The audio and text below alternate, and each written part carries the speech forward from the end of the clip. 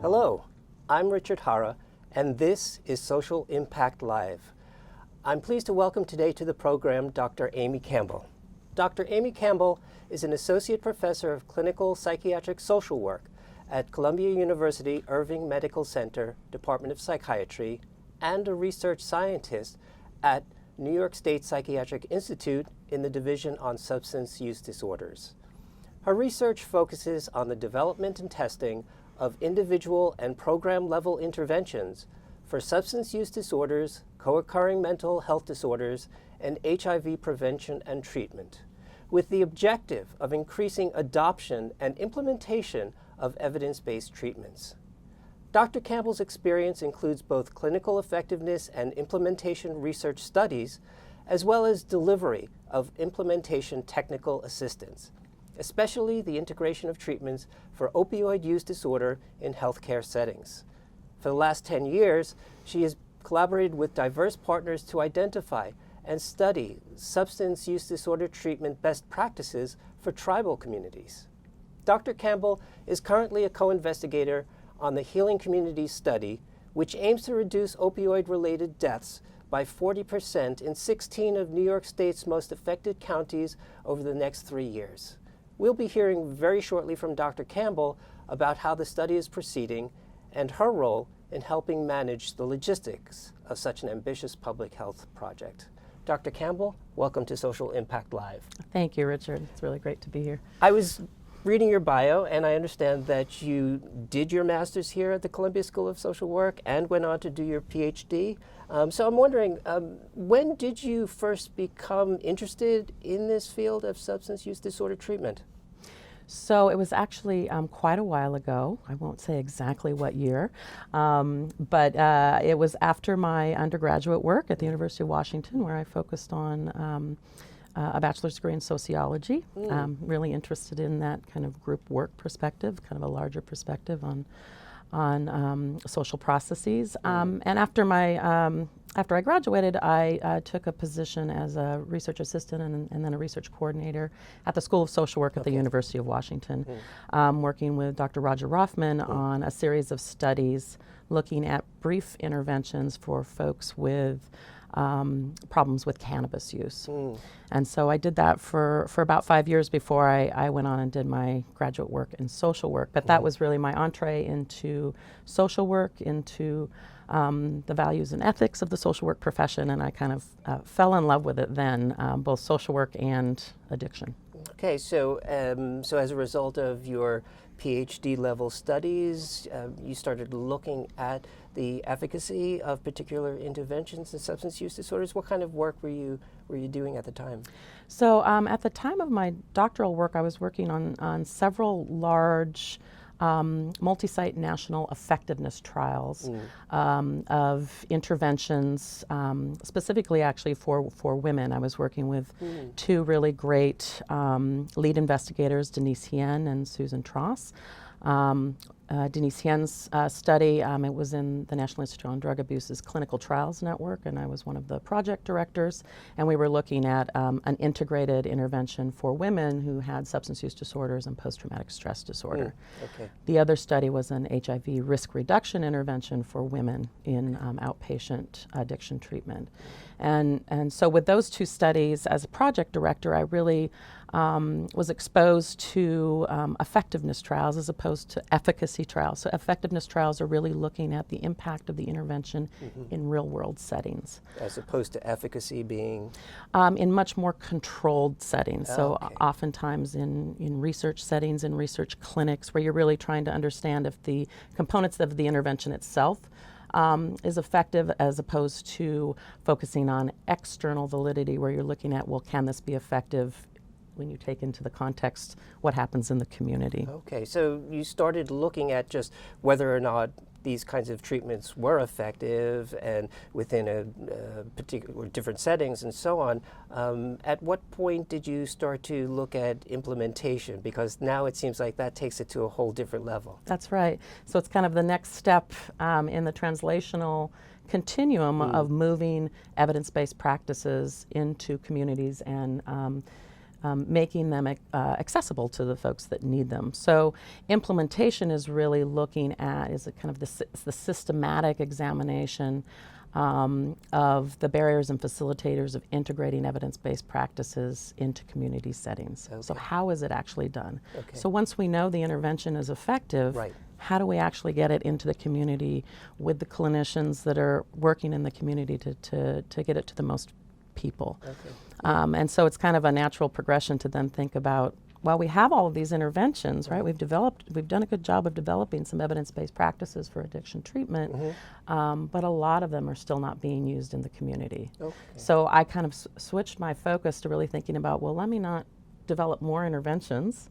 Let me work on the interventions that are already there, and how do we actually get them into the hands of the folks that need them? Okay, great. Can you give me an example of an evidence-based intervention that for some reason is not being utilized, I guess, or getting the kind of support in the community that it could? Well, we're going to be talking about the Healing Communities study, and so one of the main evidence-based interventions that will be trying to increase the adoption and rollout of are medications for opioid use disorder. Okay. So those are certainly not interventions that I worked on to develop. They're pharmacological interventions.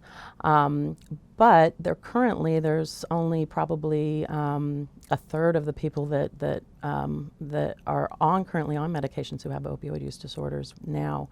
And so the idea is, well, what are some of the barriers and facilitators to getting medications into more healthcare settings so that people have access to them? Okay. And that's one of the main things that we'll be looking at in the Healing Communities study. So we have this pretty efficacious intervention for opioid use disorder medications, and there's 3 FDA-approved medications for opioid use disorder: methadone, buprenorphine, and naltrexone. But they're not being used to scale in the community for a number of different reasons. Yeah, and figuring out those reasons is part of the kind of studies that you do, or am I correct? Yeah, so that's exactly what implementation science research would want to look at. Is so here's this intervention, here's a particular community setting or a healthcare setting, a healthcare organization. What's keeping those healthcare providers from utilizing this treatment for their patients that might have opioid use disorder? And now you're looking at the broader, I guess, context, right, of how care is delivered, how people are screened, and things like that. Sure. So from beginning to end, you can think about where along those delivery pathways might we be running into barriers, and then how can we provide support, technical assistance to alleviate some of those barriers and help to facilitate medications for opioid use disorder in this particular case from being adopted and implemented. And this provides a wonderful background to your current work, right, in the Healing Community Study. I just want to remind our viewers that we saved the last 10 minutes of the program for question and answers. So if you have a question, please write them in. Our manager will get them up on the screen for us, and we'll have a chance to ask Dr. Campbell at the last part of the program. So thanks a lot. So yeah, to pick up our conversation, so implementation research, and as you've described it, it sort of looks at what are the barriers to having evidence-based treatments actually being utilized out in the communities in real life, right? Right. So looking at the current opioid crisis, I mean, do we have that kind of information available to us, or is the Healing Community Studies now going to sort of go out there into 16 different counties here in New York State, and start to get that information? I mean, what's the plan? Yeah, well, that's the question. So we do know some of the things that are getting in the way of making medications more accessible to folks that need them. Some of that research has been done, and I would expect that on the Healing Communities study, given the scope, that we will learn a lot more about those things, and then also how to help address those things.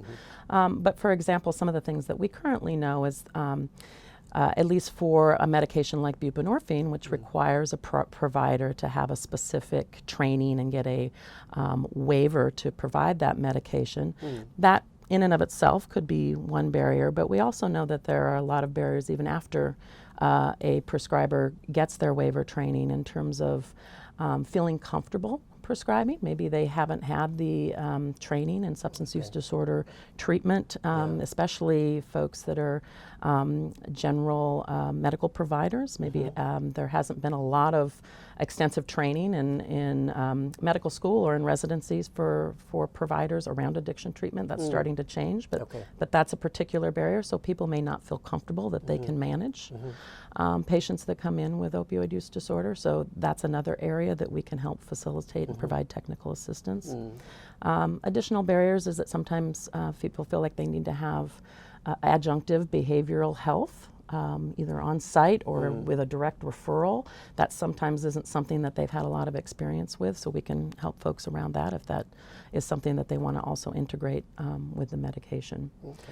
So there are a number of things that we know, and there are a number of solutions that we know can work, including technical assistance around how do you create a team in a healthcare setting that can help the prescriber to support the work that they're doing with patients that have opioid use disorder. So it doesn't just fall on one person, but you can work in an integrated or a coordinated care framework. Yeah. So again, to sort of go back to the beginning, we know what kind of treatments work.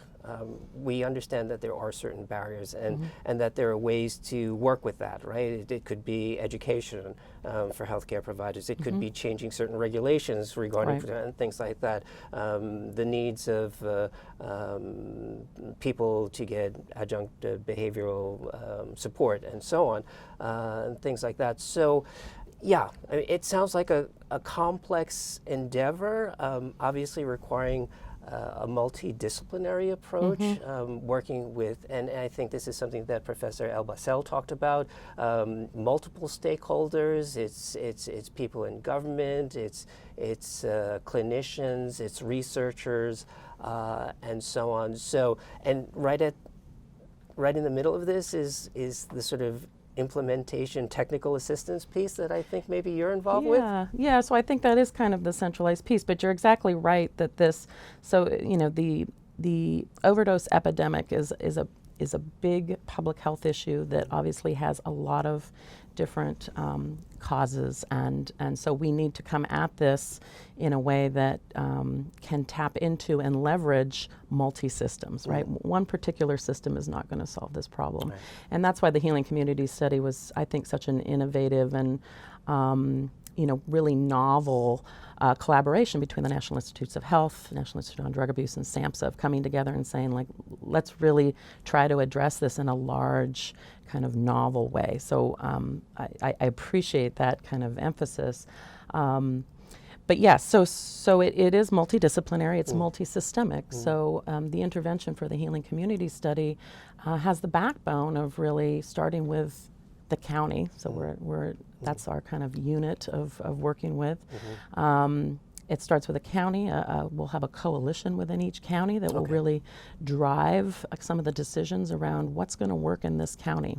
As we know in research, the communities that we work with, they know what they need, right? They're the experts on what's happening on the ground in their community. And so that's why we're starting with a county coalition to really drive some of those initial decisions around which evidence-based practices are going to work here, how should those be rolled out. And then down the line, as they make those decisions and they select some of those evidence-based practices that they want to see implemented within their county, then we will come in and help support and provide technical assistance for the different organizations and sectors that are going to be implementing those. Yeah, so it's a fascinating model that you're describing here, which I think sounds a lot like traditional social work, right? We start where the client is, and in this case, it's not the individual, but rather a sort of county level population that you're sort of targeting, so to speak, creating coalitions, engaging, right? Getting a sense of what are the needs and the stated needs and maybe the not so well articulated needs, by doing some kind of assessment and analysis, and then taking your technical expertise to help bring in the necessary resources, whether it's training, whether it's financial support and other programming, etc., to really affect solutions in the crisis. So. Yeah, that was a spot-on description. I couldn't have said it better myself, Richard. Thank you. And coming, I mean, you mentioned social work being kind of a key discipline, because it does sound like what we learned as in our master's program and in my doctoral program. And I think social work is kind of uniquely positioned to really do a lot of implementation work. So we come from a perspective of multi-systems that impact the individual, the family, the community, and the larger kind of macro level kind of structural things that impact us. Whether that's an ecological perspective or multi-systems, you come from your own framework. And we're also trained really well to listen till we understand what the issue is, listen to the people that have the expertise on what's going on, and also bringing together diverse groups of people and generating consensus on what we can do to address a problem. So I think all those things fit really well with social work. And I think, I'm coming from the Department of Psychiatry, that's where I'm working now, and I think that kind of collaboration between those two disciplines is really where a lot of the exciting work can be done, where you can bring in these different perspectives and really work to generate kind of unique, novel solutions to problems. I like that in your title, social work is there, and I just wonder what it's like for you as someone who's trained in social work to see our profession kind of right at this, and really a leader in this kind of venture. I mean, usually, yes, we work in a multidisciplinary team, but I don't know that social work always has pride of place. Sure. That's something we've been working on. Something that we've been working on. So what sort of skills do you need to bring to that kind of leadership position? I think for me it's really bringing the unique perspectives that social workers bring, and I think more and more other disciplines are starting to see how important that is. So we've seen the emergence of implementation science, for example, in the last 2 decades as really this kind of emerging science base. And as I said, social workers kind of uniquely positioned to really be leaders in that field. And so I think that there's just a greater awareness in some of the other disciplines that bringing in this perspective can really elevate their own work and can increase the effectiveness of the work that they do. So I know with my addiction psychiatry partners uptown at Columbia Medical Center are very appreciative of the perspective that I bring on, well, let's think about medications for opioid use disorder. And it's not just up to one prescriber to make sure that this gets implemented and rolled out. It takes a team. And so I can contribute in that way to those discussions. And so I think that there's a growing recognition of just the importance of that in our research and in our clinical practice. Okay, so talking about the work and the abstract, but concretely, where are we with the healing community studies? At what point are we in that process? Yeah, so we've been working very hard over the last 6 months to organize and develop how the study was going to roll out. The counties, I'll speak for New York, but there are 4 states that are involved in this study.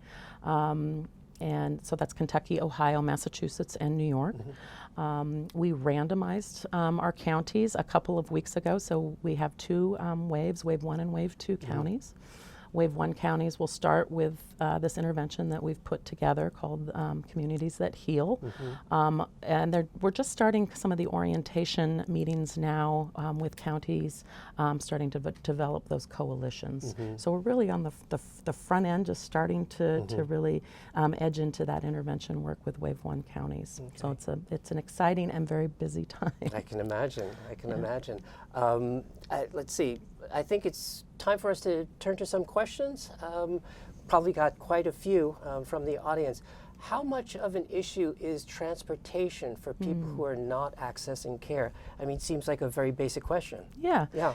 Yes, and some of the barriers that we encounter are pretty basic, like that, right? Yeah. Insurance, transportation, childcare.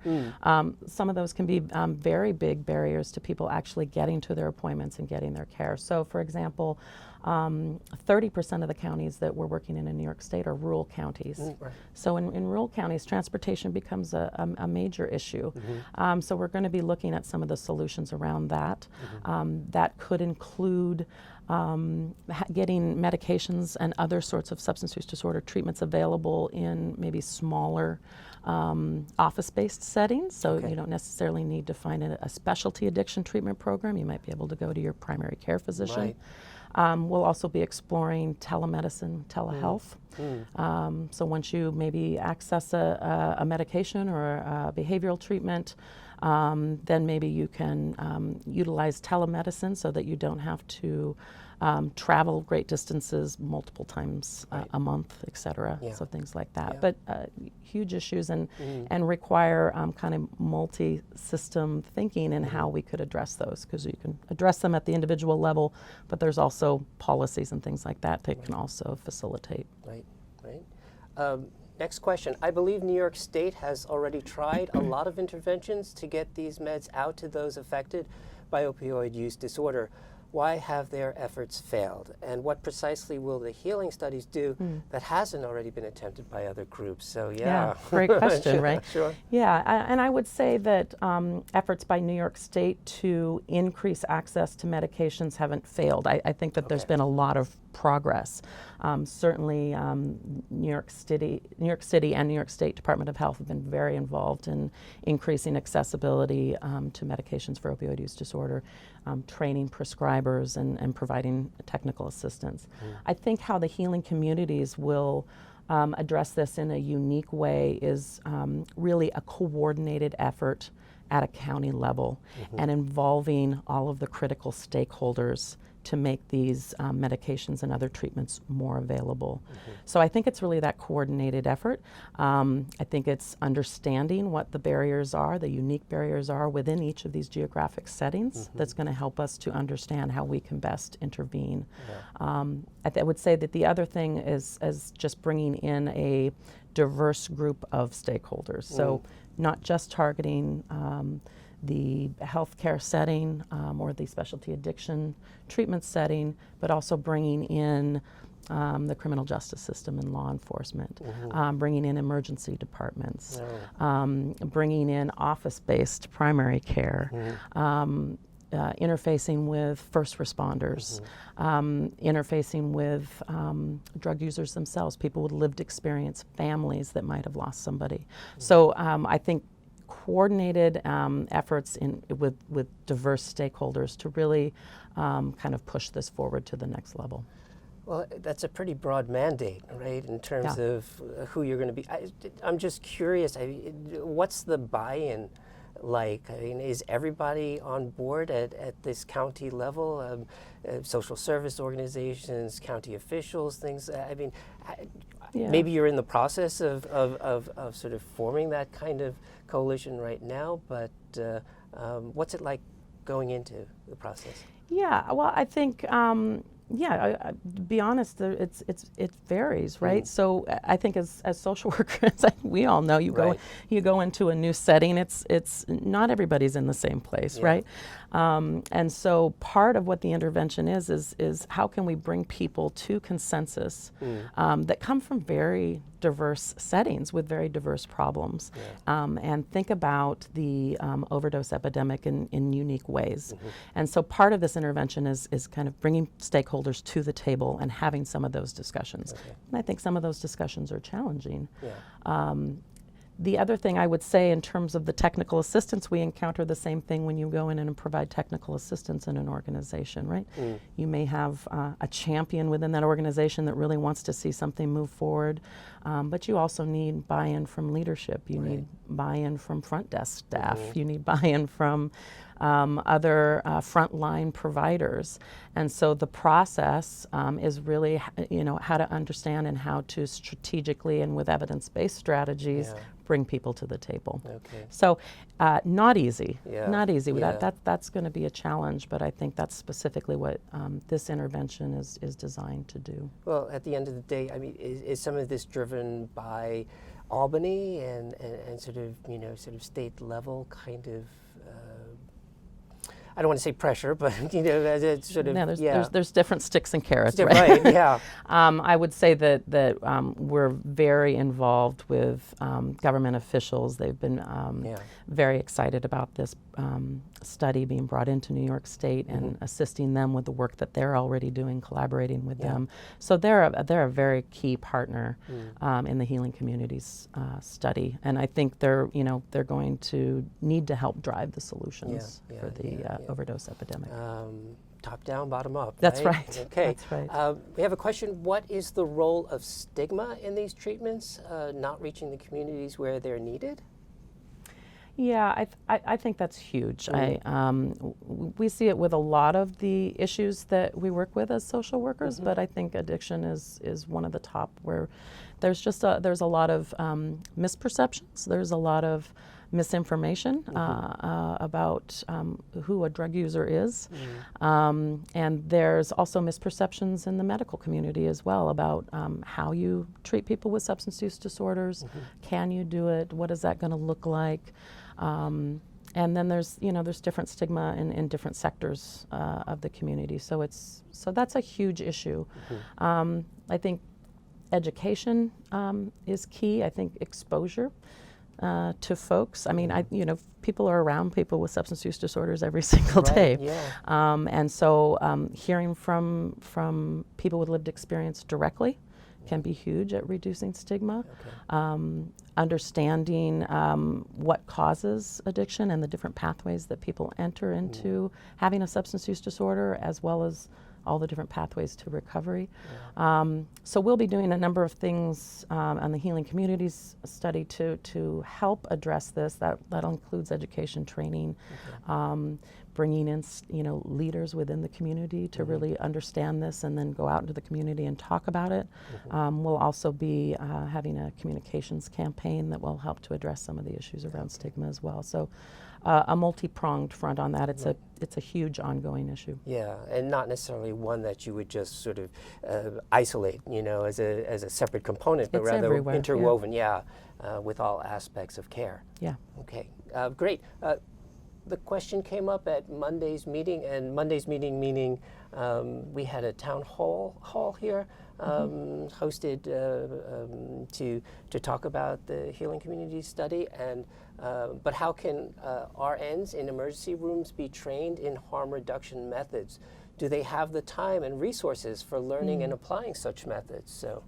Yeah, no, that's a very interesting question, very specific question, and there are a number of ways that we've been trying to integrate getting folks initiated onto medications for opioid use disorder in the emergency department. And RNs are a huge part of that. The nursing staff in the emergency departments are a huge part of that because they really interface with the patient coming in to such a large degree. And so in those kind of ED settings, there would be training for all of the staff. Time is always an issue. What helps with that is if we have leadership say this is a priority for this emergency department to do this work and to help to address this issue. So you need that leadership buy-in. But nursing staff absolutely can be trained to screen for opioid use disorder and work with a prescriber on staff to maybe initiate somebody onto buprenorphine and then help to get them to connect to treatment outside of the ED. Other folks in the ED that can be helpful, of course, are having social workers, other allied health professionals. We've also used peer navigators in EDs to help make that connection once somebody is discharged from the emergency department. But nurses are a key role. Right. Our last question, or comment. Dr. Campbell, great work. If you are looking for an anesthesia provider for your team, I'm interested. Oh. So, yeah, That's great. always looking for people to participate and to sort of bring in their different perspectives, right? Absolutely, yeah. Everybody can play a role in addressing this issue. Yeah, absolutely. So, again, thank you so much for joining us here today on our program. That concludes today's episode. We'll be joined next week by Dr. Mimi Abramovitz to discuss the role social workers can play in getting out the vote in the 2020 elections. So, until then, have a great week. Bye-bye.